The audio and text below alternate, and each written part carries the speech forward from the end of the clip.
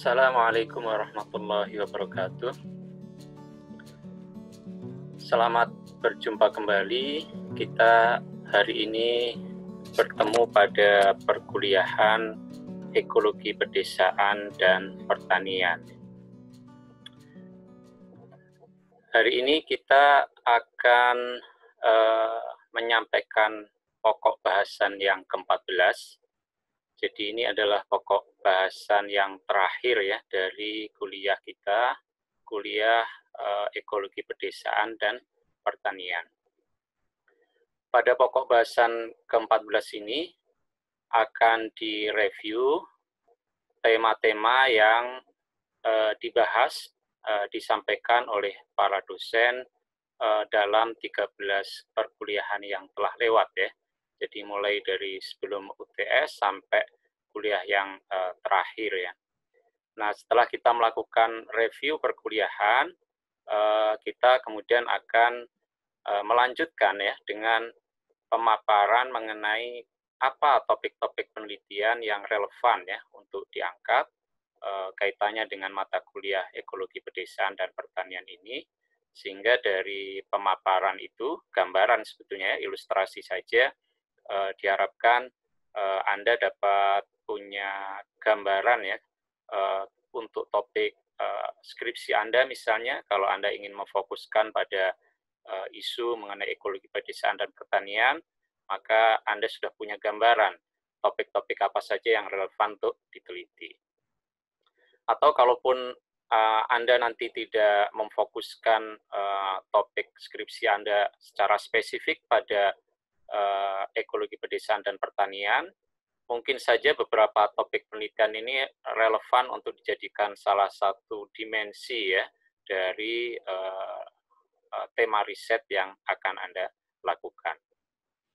Jadi ini harapannya dari perkuliahan ini Anda bisa memperoleh benang merah ya dari awal perkuliahan sejak sebelum UTS hingga kuliah yang terakhir.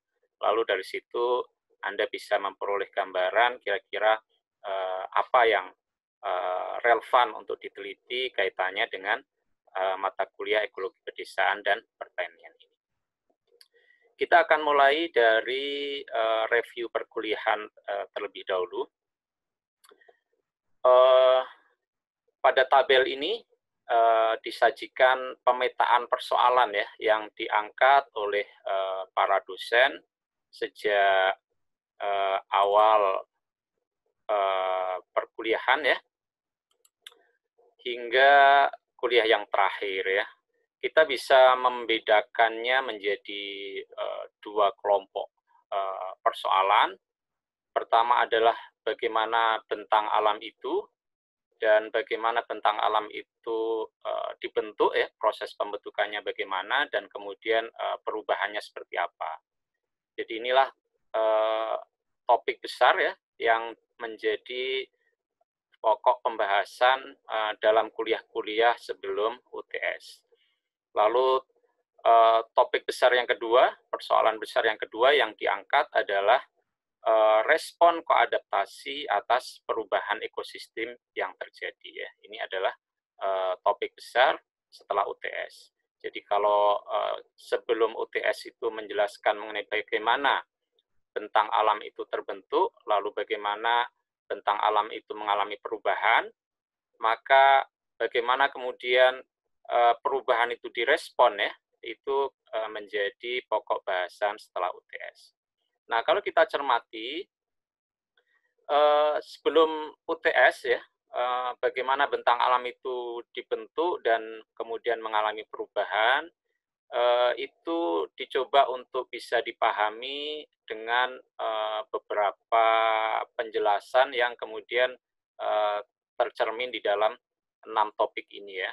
Pertama adalah Anda sudah diberi penjelasan mengenai bagaimana tentu saja definisi bentang alam itu ya. Bentang alam itu seperti apa, itu di dalam perkuliahan disinggung dalam pokok bahasan 1 dan seterusnya seperti tercermin di sini.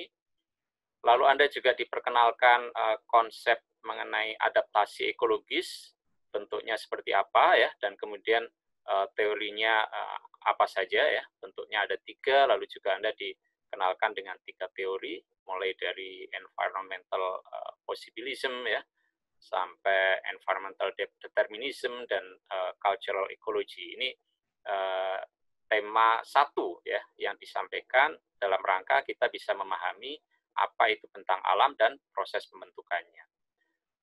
Selanjutnya juga Anda sudah diberi penjelasan mengenai apa itu koevolusi maupun koadaptasi, baik yang berlangsung antara sistem sosial dengan ekosistemnya, maupun di antara komponen-komponen di dalam masing-masing sistem itu ya, dalam sistem sosial maupun ekosistem. Nah, tema ini juga diangkat di dalam beberapa perkuliahan ya. Anda bisa melihatnya mulai dari pokok bahasan 2, 3, dan seterusnya. Nah, kemudian ini lebih konseptual ya, T1 dan T2 ini, konseptual dan teoritis. Nah, kemudian bagaimana itu dijelaskan dan digambarkan ya dalam konteks yang lebih konkret ya, itu kemudian muncul di T3 ya. Jadi Anda kemudian dijelaskan bagaimana kemudian hasil dari proses koevolusi dan koadaptasi ini tercermin di dalam proses suksesi ekologis ya di ekosistem, dan tentu saja suksesi ekologis ini berbeda-beda menurut ragam teknik budidayanya ya. Misalnya ketika itu berkaitan dengan agroforest ya, itu menghasilkan suksesi ekologis yang khas di banyak daerah ya. Ada talun ya di Jawa Barat, ada pampa di Sulawesi Tengah ya, dan seterusnya. Nah, teknik-teknik budidaya ini tentunya kemudian akan tercermin di dalam suksesi ekologis yang ada di ekosistem ya. Baik itu terkait dengan agroforest atau sawah ya yang mengalami satu adaptasi khusus ya, misalnya dengan membuat terasering dan seterusnya ya. Nah, beragamnya teknik budidaya ini yang kemudian tercermin di dalam suksesi ekologis pada ekosistemnya ini juga ada 2 faktor di sini. Tentu saja yang pertama adalah faktor kondisi ekosistemnya, tetapi yang kemudian yang kedua juga itu terkait dengan faktor budayanya ya. Itulah yang kemudian pada kuliah mengenai adaptasi ekologis itu dijelaskan dengan cultural ecology ya. Jadi di situ ada 2 faktor yang menentukan. Pertama tentu saja adalah faktor ekosistemnya, kondisi alamnya seperti apa. Tetapi yang kedua juga kemudian itu terkait dengan faktor budayanya. Nah, itulah yang kemudian menghasilkan banyak ragam ekosistem ya. Misalnya saja tentu sawah yang ada di Bali berbeda dengan bagaimana itu diadaptasikan oleh komunitas budaya yang berbeda di misalnya di Nusa Tenggara Timur misalnya ya, sehingga Anda bisa melihat secara fisik bentang alamnya juga berbeda meskipun sama-sama sawah ya, meskipun sama-sama sawah. Jadi teknik budidayanya mungkin mirip gitu ya, karena sama-sama sawah gitu ya, tetapi karena ada variabel budaya di situ, maka kemudian tampilan bentang alamnya ya, cultural landscape-nya juga kemudian berbeda-beda ya. Itu bisa Anda saksikan kontras antara sawah di Bali dengan di NTT misalnya.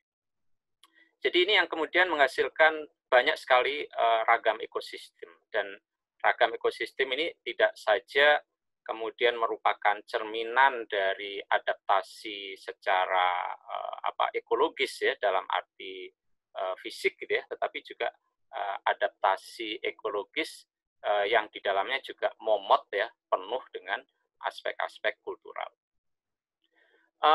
Hal lain dari pembentukan ragam ekosistem ini tidak saja dalam konteks perbandingan antar komunitas atau antar wilayah ya, tetapi di dalam satu wilayah itu sendiri itu juga di dalamnya ada beragam ya ekosistem yang hadir secara bersama-sama dalam satu bentang alam ya. Misalnya ketika Anda mengikuti kuliah ya mengenai komunitas toro misalnya ya di Sulawesi Tengah gitu ya, maka Anda melihat di situ ada ekosistem ya, atau tepatnya agroekosistem sawah, ada oma ya, ada pampa dan segala macam ya. Itu juga tercermin di Kasepuhan ya, atau di yang sempat juga disampaikan di Kampung Naga gitu ya. Nah, jadi di satu kampung itu bentang alamnya itu mencakup banyak sekali jenis agroekosistem yang satu sama lain saling terkait ya. Jadi satu sama lain bersifat fungsional ya, punya fungsi yang terkait satu sama lain. Nah, kemudian sebelum UTS juga Anda mendapatkan materi mengenai perubahan ekosistem ya. Jadi setelah ekosistem itu terbentuk gitu ya, dalam proses yang panjang sebagai hasil dari koadaptasi komunitas itu dengan lingkungan alamnya, tetapi kemudian Anda juga tahu ya dari pemaparan kuliah pada masa sebelum UTS itu ada banyak sekali drivers ya, faktor-faktor yang mendorong terjadinya perubahan ekosistem itu ya. Dan faktor-faktor itu sangat banyak ya, misalnya Anda sudah dijelaskan bagaimana ekspansi crop booms ya, jadi komoditas ekspor itu ya, itu kemudian ekspansinya begitu luar biasa sehingga mengancam agroekosistem yang sudah terbentuk dari sejarah panjang koadaptasi masyarakat dengan lingkungan di sekelilingnya ya. Jadi sawit merangsek kemana-mana ya, sehingga itu juga mengancam ekosistem agroekosistem yang semula terutama untuk memproduksi pangan misalnya. Lalu juga Anda disampaikan perubahan yang lain, misalnya dengan adanya proyek-proyek infrastruktur, ya, lalu adanya tambang, ya, dan segala macam yang tentu itu akan mengancam ekosistem atau agroekosistem yang sudah ada. Nah, perubahan itu tentu saja tidak semuanya jelek, ada juga yang buruk, ada juga yang baik, gitu ya. Dan untuk itu kita mesti melihatnya dalam kerangka maladaptasi ini ya. Sejauh mana perubahan itu kemudian bisa menghasilkan adaptasi yang terbaik gitu ya, atau justru itu menghasilkan maladaptasi ya. Dan ini bisa dalam konteks maladaptasi antar sistem ya. Jadi antara sistem sosial dan ekosistem ini tidak bisa beradaptasi dengan baik terhadap perubahan itu gitu ya. Jadi kemudian terjadi maladaptasi atau maladaptasi itu terjadi di dalam salah satu sistem itu ya. Jadi misalnya koadaptasi pada ekosistemnya bagus gitu ya, tetapi kemudian terjadi maladaptasi pada sistem sosialnya gitu ya. Jadi dinamika perubahan ya dari bentang alam itu yang diciptakan oleh berbagai faktor itu kemudian bisa kita lihat apakah itu menghasilkan adaptasi atau maladaptasi. Misalnya reklamasi pantai ya, misalnya reklamasi pantai. Mungkin reklamasi pantai itu menghasilkan adaptasi pada sistem sosialnya karena kemudian memenuhi kebutuhan ruang untuk pemukiman, untuk kawasan wisata, untuk kawasan bisnis ya. Jadi dari situ maka dengan adanya reklamasi itu terjadi koadaptasi yang lebih baik pada sistem sosialnya, tetapi kemudian itu menimbulkan dampak ekologis yang buruk kepada sistem alamnya, ekosistemnya ya. Jadi terjadi seperti itu. Nah, ketika sistem alamnya ini mengalami maladaptasi karena adanya reklamasi ya, ekosistemnya rusak, maka pada jangka panjang hal itu juga akan berpengaruh kepada sistem sosialnya ya. Jadi sistem sosialnya pada akhirnya juga akan mengalami maladaptasi. Ya. Jadi itu sekedar ilustrasi sejauh mana kemudian perubahan ekosistem itu berdampak seperti apa ya pada hubungan antara sistem sosial dengan ekosistem. Nah, itulah yang dibahas ya sebelum UTS, lalu Anda diantarkan kepada topik besar ini ya setelah UTS, yaitu bagaimana kemudian perubahan yang semacam ini tadi ya, yang bisa saja tampil dalam bentuk maladaptasi karena dampak eksternalitas negatifnya lebih besar misalnya, bagaimana kemudian kesemuanya itu, perubahannya itu dan dampaknya itu direspon oleh masyarakat ya, oleh sistem sosialnya itu. Nah, berbicara mengenai respon koadaptasi ini, tentu saja kita harus memahami mengenai apa yang disebut sebagai kapasitas adaptif itu ya. Nah, ini juga sudah dijelaskan pada kuliah pasca UTS. Kapasitas adaptif itu bisa mencakup kapasitas adaptif pada sistem sosialnya maupun kapasitas adaptif pada ekosistemnya.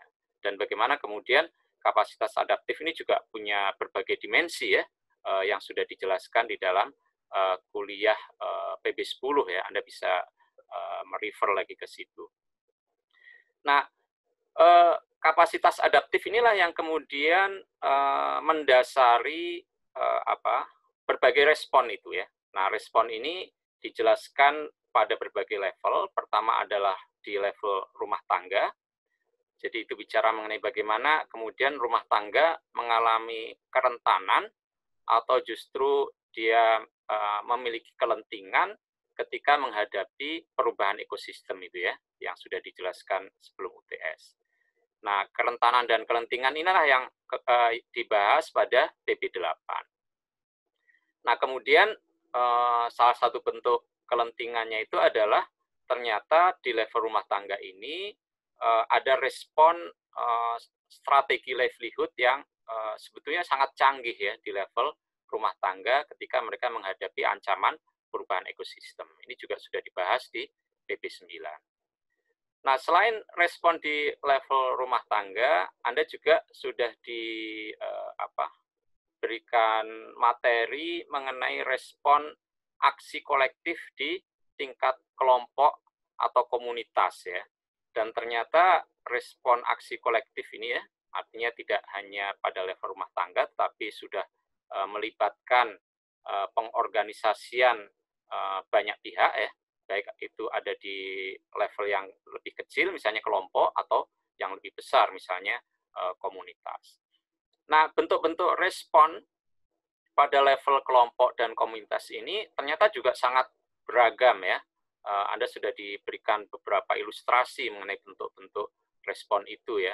Artinya respon yang terkait dengan bagaimana menyikapi adanya perubahan ekosistem itu, atau respon bagaimana dia kemudian merubah bentang alamnya itu, ekosistemnya itu untuk kepentingan yang lebih baik bagi mereka ya.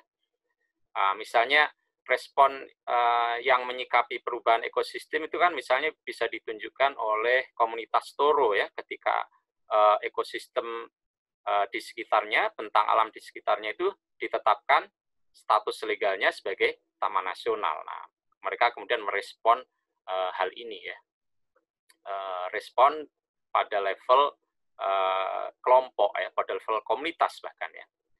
Kemudian ada juga respon yang mereka ini, kelompok atau komunitas ini, berinisiatif untuk merubah bentang alam di wilayahnya mereka sendiri untuk memenuhi kepentingan-kepentingan bersama ya.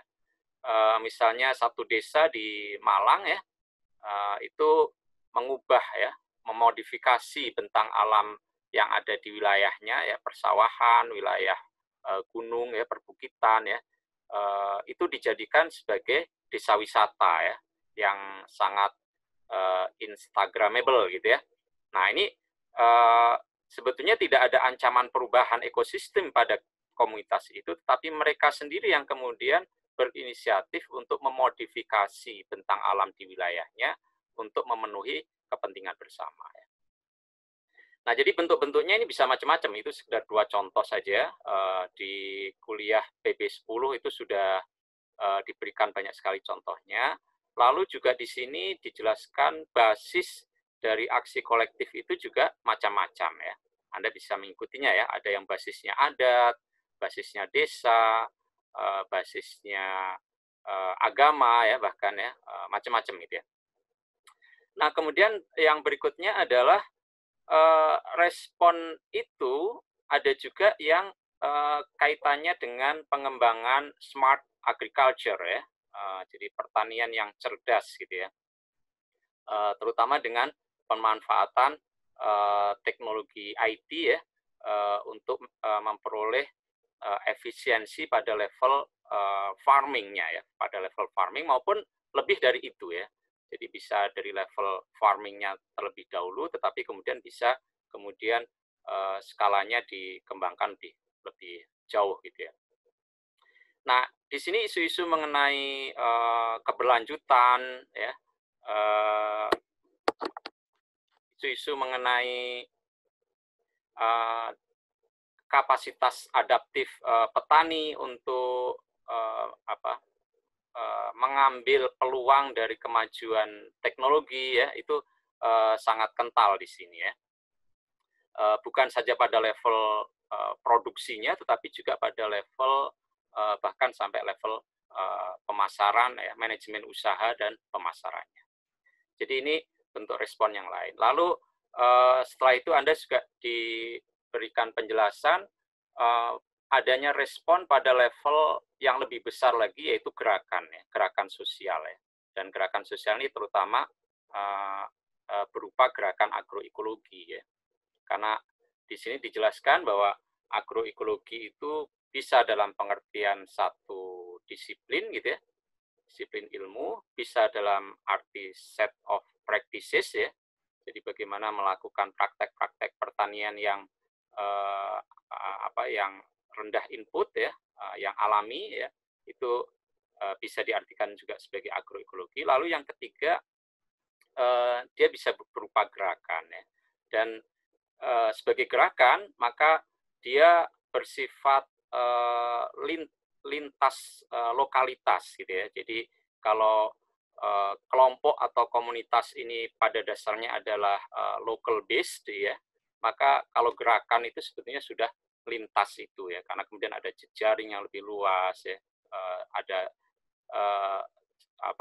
peningkatan skala secara spasial maupun pada level yang lebih tinggi ya. Nah, sehingga ini kemudian tampil sebagai respon koadaptasi pada unit yang lebih luas, yaitu gerakan. Nah, ada dua fokus ya yang dibahas di dalam respon dalam bentuk gerakan ini. Pertama adalah pengelolaan, perlindungan, dan pemulihan lanskap. Anda sudah diberikan ilustrasi dengan kasus di Ethiopia ya, dan di Bogor, di dekat puncak sana, di puncak. Lalu yang terakhir, Anda juga sudah diberikan ilustrasi gerakan agroekologi ini dalam bentuk gerakan kedaulatan pangan ya.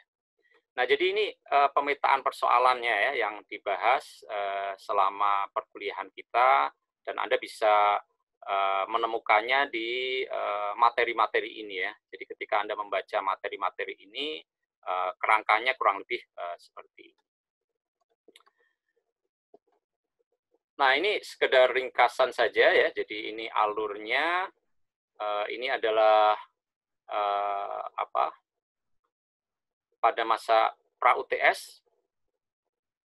Pada masa pra-UTS, terutama inilah yang menjadi fokusnya, tentang alam, proses pembentukan dan perubahannya, dan ini kemudian tema-temanya seperti yang sudah dijelaskan tadi ya.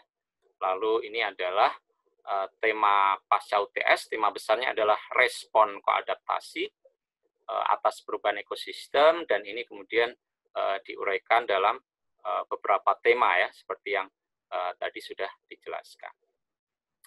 Jadi kurang lebih itu ya review untuk perkuliahan kita. Semoga dengan gambaran semacam ini Anda semua bisa memperoleh benang merah ya, bisa mengetahui benang merah perkuliahan ini dari awal sampai akhir ya. Dan tema-tema ini sebetulnya ya, tema ini sendiri merupakan tema-tema riset sebetulnya ya. Jadi Anda juga kemudian bisa melakukan riset dengan berfokus kepada tema-tema yang sudah disajikan ini ya. Ya, misalnya Anda bisa meneliti mengenai ya salah satu di antara ini ya, gerakan kedaulatan pangan misalnya, atau strategi livelihood gitu ya, atau bagaimana kerentanan dan kelentingan rumah tangga di tengah perubahan ekosistem ya, dan seterusnya dan seterusnya. Nah, tetapi saya ingin lebih secara sistematis memberikan ilustrasi ya mengenai beberapa topik penelitian yang bisa Anda angkat ya. Jadi selain mengacu kepada tema-tema yang tadi sudah disampaikan, secara sistematis sebetulnya ada beberapa topik yang bisa diangkat ya. Nah, berikut ini beberapa ilustrasi. Jadi namanya ilustrasi tentu dia tidak menggambarkan secara keseluruhan, secara lengkap, tetapi ini hanya sekedar untuk memberi contoh sehingga Anda bisa memperoleh inspirasi dari situ. Kalau kita mencoba mengelompokkan ya tema-tema perkuliahan kita ya dari T1 sampai T13 ya, T12 maaf. Lalu kita kelompokkan pada unit pada level unit mana ya topik-topik itu, maka kurang lebih seperti inilah. Jadi kita bisa berbicara pada unit yang paling kecil, yaitu unit plot suatu usaha pertanian ya, atau daerah tangkapan kalau itu berupa kawasan perairan untuk dimanfaatkan pengambilan ikannya, atau gembalaan ya kalau itu berupa usaha peternakan ya. Nah, pada level ini ya, maka kita sebetulnya bicara mengenai farming system ya, kalau itu plot pertanian, atau fishing system kalau itu daerah tangkapan ikan ya. Jadi ini unit-unit ekosistemnya ya. Lalu bicara mengenai livestock system kalau kita bicara mengenai peternakan. Ya, ketika kita bicara ini, maka kita sebetulnya bicara mengenai suksesi ekologi ya, tema 3 ya, adaptasi ekologis dan suksesi ekologis pada beragam teknik budidaya ya, budidaya baik dia pertanian, perikanan maupun kaitannya dengan peternakan, atau bisa juga yang perikanan bukan budidaya karena dia perikanan tangkap misalnya. Lalu T4 ini kaitannya dengan ragam ekosistemnya ya, karena dengan sistem farming yang berbeda-beda pasti juga ada ragam yang terbentuk, lalu juga perubahannya. Nah, pada unit yang lebih luas, maka kita di sini bicara pada unit produksi, dan disinilah kita sampai kepada sistem tenurial dan sistem livelihood ya. Kalau di sini dimensinya teknis, di sini dimensinya adalah sosio-agraria dan sosial ekonomi gitu ya. Kalau ini kan dimensinya agronomi, dimensinya biologi gitu ya. Jadi ini yang lebih teknis. Tentu saja segi teknis ini penting kita ketahui ya. Tetapi ini secara teknis kemudian menjadi domainnya disiplin-disiplin ilmu yang lebih teknis. Lalu pada level unit produksi inilah sudah lebih kental dimensi sosialnya ya, sosio-agrarianya ya, tenurial atau sosial ekonomi pedesaannya ya, terkait dengan sistem livelihood di pedesaan. Nah, pada level yang lebih besar lagi, ini adalah kita bicara mengenai bentang alam ya. Jadi kombinasi dari berbagai macam ini itu bisa hadir ya di dalam satu bentang alam, jadi menjadi mozaik gitu ya. Bentang alam ini terdiri dari berbagai mozaik agroekosistem ya, yang merupakan kombinasi dari dua hal ini. Inilah yang kemudian menciptakan sistem agroekologi. Nah, kesemuanya ini sebetulnya dialasi oleh keberlanjutan dari semuanya ini ya, itu dialasi oleh kapasitas adaptif ya, dan sejauh mana kemudian bisa melakukan respon koadaptasi ya. Jadi ini tema-temanya. Nah, kalau kita memahami unit-unitnya ini ya, maka ada beberapa topik penelitian yang bisa Anda ambil ya. Jadi Anda bisa saja mengambil topik pada pra-UTS ya. Jadi misalnya Anda meneliti mengenai dinamika pembentukan ragam agroekosistem ya. Bagaimana kok ada talun ya di Jawa Barat, atau bagaimana ada pampa, oma di Sulawesi Tengah, itu bagaimana sih sebetulnya pembentukannya. Nah, ketika Anda ingin bicara pembentukan ragam agroekosistem ini, Anda bisa saja fokus pada unit plotnya ini ya, atau daerah tangkapan atau gembalaan, dengan fokus pada proses adaptasi dan suksesi ekologis ya, T3-nya ini. Yang ini kemudian konsekuensinya akan melahirkan keragaman ekosistem itu ya. Lalu Anda bisa juga fokus pada unit produksinya ini ya, dengan concern, dengan fokus penelitian pada bagaimana dinamika koadaptasi antar sistem sosial. Jadi di dalam sistem sosial. Kalau ini kan lebih ke sistem alamnya, ekosistemnya. Jadi di sini lebih kepada sistem sosialnya dalam aktivitas produksi ya, produksi pertanian atau perikanan atau peternakan, dan dalam aktivitas mencari nafkah. Nah, disinilah kita perlu melihat dinamika pembentukan ragam agroekosistem kaitannya dengan sistem tenurial dan livelihood-nya. Atau Anda bisa menelitinya pada bentang alamnya yang lebih luas ya. Jadi bagaimana kemudian Anda ingin melihat transformasi ekosistem itu pada level agroekologi gitu ya. Jadi di sini ada berbagai mozaik agroekosistem yang tercipta dari kombinasi ini ya, dan itu hadir pada level bentang alam ya, macam-macam agroekosistem itu. Lalu Anda ingin tahu kenapa kok terbentuk ya agroekologi yang khas semacam ini di Sulawesi Tengah, kok modelnya semacam ini, atau di Sumatera Selatan ya modelnya semacam ini. Jadi ini tentu skalanya jadi lebih luas ya. Anda melihatnya pada level yang lebih luas ya. Nah, itu satu topik besar, lalu fokusnya bisa Anda pilih pada unit yang mana ya. Seperti itu.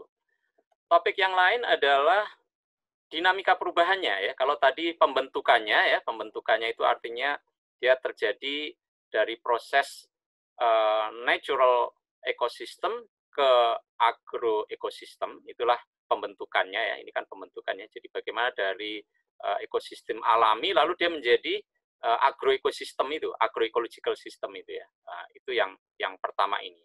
Nah, lalu yang kemudian yang kedua adalah perubahannya ya. Ketika dia sudah terbentuk dari sejarah panjang interaksi komunitas itu dengan lingkungannya, lalu ada ancaman-ancaman perubahan ya.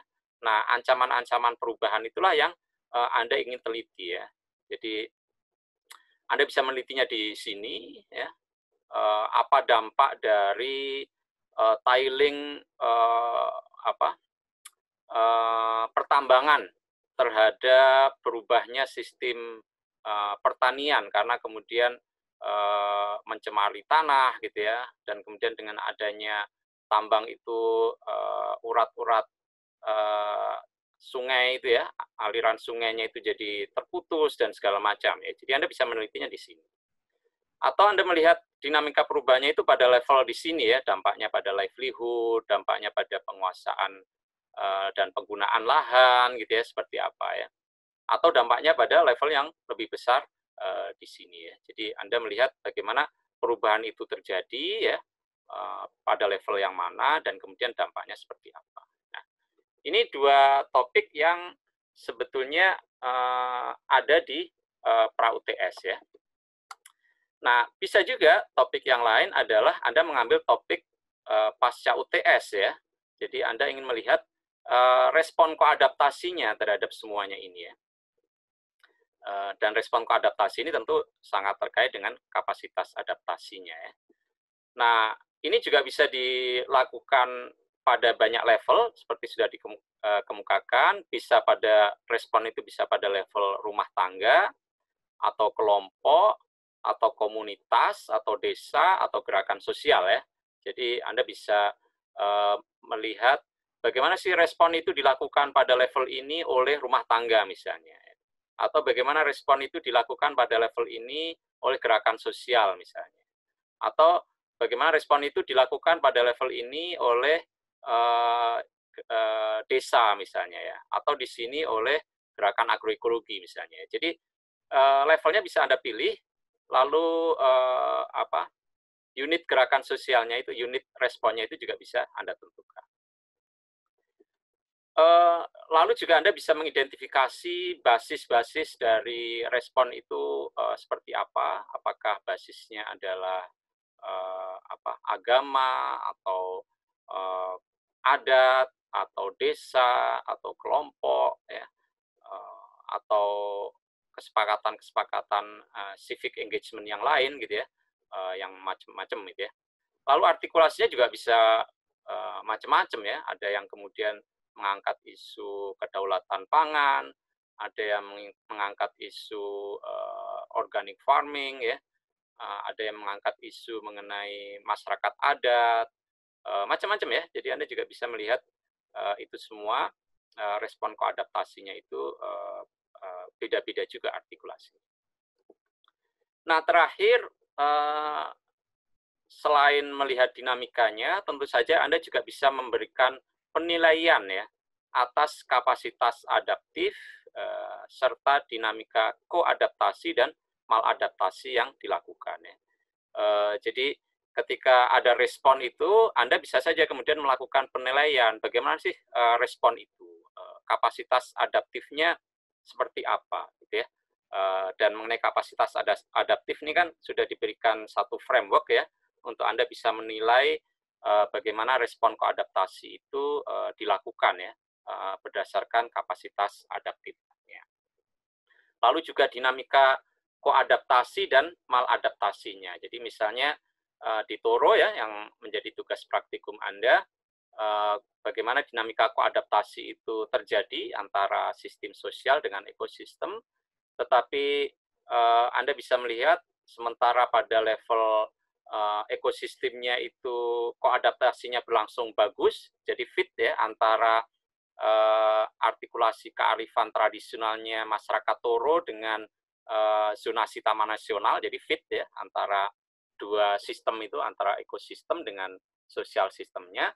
Tetapi kemudian Anda menyaksikan bahwa ternyata di dalam sistem sosialnya terjadi maladaptasi ya. Ternyata terjadi maladaptasi dalam hal-hal tertentu karena manfaat dari kesepakatan konservasi berbasis adat itu ternyata tidak terdistribusi secara merata di antara komponen-komponen di dalam masyarakat Toro itu sendiri. Nah, jadi ini beberapa ilustrasi ya mengenai topik penelitian yang dapat Anda ambil. Ini dikelompokkan dalam 4 kelompok besar. Nah, tetapi temanya Anda bisa saja mengacu kepada tema-tema yang tadi sudah dijelaskan ya, tema-tema pada perkuliahan di pra UTS maupun setelah UTS. Baik, demikian yang bisa saya sampaikan ya. Jadi ini review perkuliahan kita selama 1 semester ini, dan kemudian kira-kira topik penelitian apa saja yang mungkin bisa Anda angkat, baik topik itu menjadi topik yang spesifik menjadi skripsi Anda nanti, atau itu menjadi salah satu komponen dari topik lain yang Anda pilih untuk tugas skripsi Anda. Terima kasih ya, mewakili seluruh anggota tim mata kuliah ini, baik dosen maupun asisten praktikum. Kami semua menyampaikan terima kasih kepada Anda semua yang telah mengikuti dari awal perkuliahan ini.